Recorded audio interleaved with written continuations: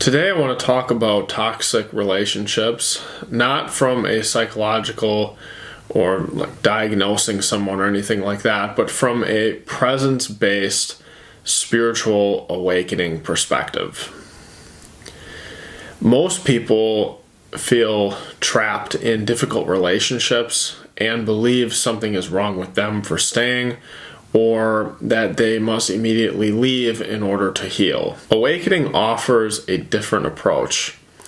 It begins not with blame or judgment or dramatic action, but with simply awareness. This video isn't about labeling anyone as toxic.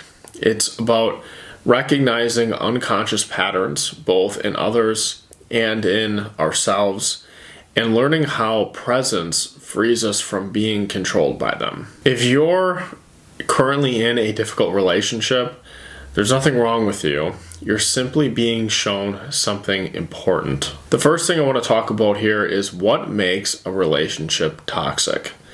From a presence-based perspective, a relationship becomes toxic when unconscious patterns dominate the interaction. This might look like constant conflict or emotional manipulation. It can be guilt, fear, walking around on eggshells, or feeling of shrinking yourself to keep the peace. But the key point here is this: it's not the person, it's the egoic pattern operating through the person. When ego takes over a relationship, it needs drama, it needs control and blame or emotional reactions to feel alive. And when two unconscious patterns interact, suffering is almost guaranteed. Awakening doesn't start by asking, how do I fix them? It starts by asking, what is happening in me right now? So why do we stay in toxic relationships? Many people stay in unhealthy relationships not because they are weak, but because the ego is attached. The ego is attached to the familiarity, even when that familiarity is painful. It may be attached to roles, the fixer, the caretaker, the one who keeps things together. It may be attached to hope, the idea that if you say the right thing or love the right way or try harder, things will finally change. There may also be fear of being alone, fear of abandonment, fear of the unknown. None of this makes you wrong. It just simply means there's an unconscious pattern that's operating. And the moment you see a pattern, you are no longer fully inside of it. Awakening begins with seeing. Spiritual awakening does not begin with leaving a relationship. It begins with witnessing. When a difficult interaction arises, notice what happens inside of you. Notice the tightening in the body. Notice the story forming in the mind. Notice the urge to defend, to explain, to attack, or withdraw. The moment you can observe these reactions without immediately acting on them, consciousness has entered the situation. You are no longer the reaction. You are the awareness behind it. This doesn't mean that you suppress emotion. It means you allow emotion to be felt without becoming it. Awareness of this dissolves unconsciousness the way light dissolves darkness. Not by force, but by presence. So let's talk about what to do when you're actually in a moment with someone whose behavior feels toxic. The first step always is not to react. Reaction is the ego's language. Presence interrupts the pattern. When something is said or done that triggers you, just pause. Feel your breath. Feel your feet. Feel the body. Silence is not weakness. Silence is often the most powerful response.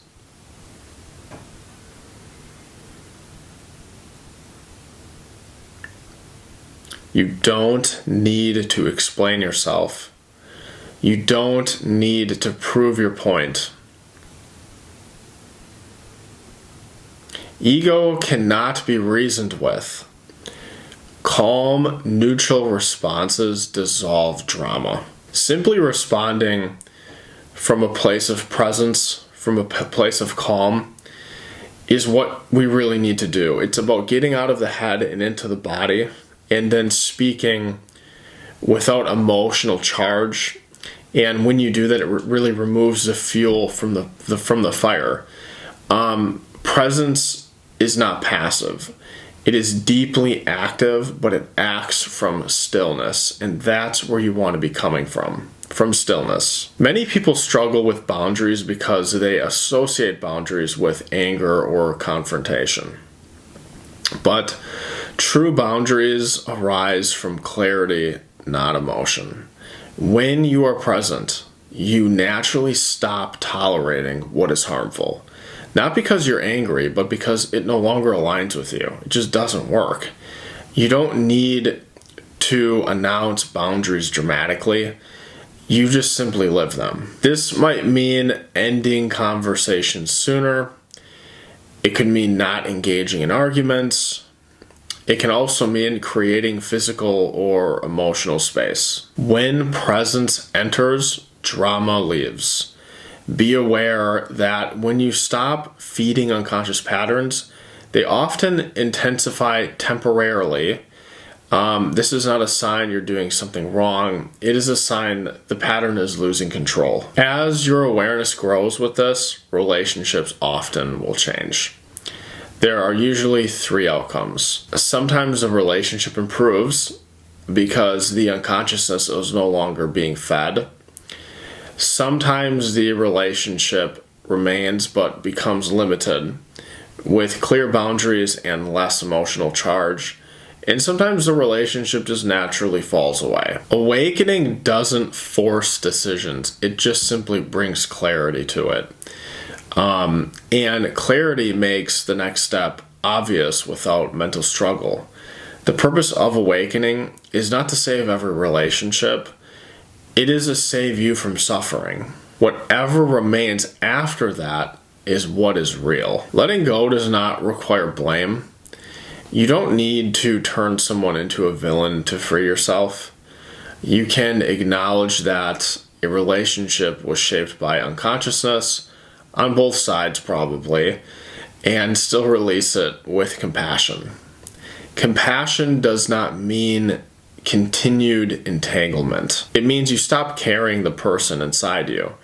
You release resentment, you release the need to be understood, and in that release, peace naturally arises. So if you're in a difficult relationship right now, don't rush. Don't force decisions. First, become present. Presence reveals truth, and truth brings freedom. So take a moment now. Feel your body. Notice your breath. Let this teaching land not in the mind, but in awareness. You don't need to escape your life to awaken. Awakening happens right here, in this very moment. And from here, the right movement will come naturally.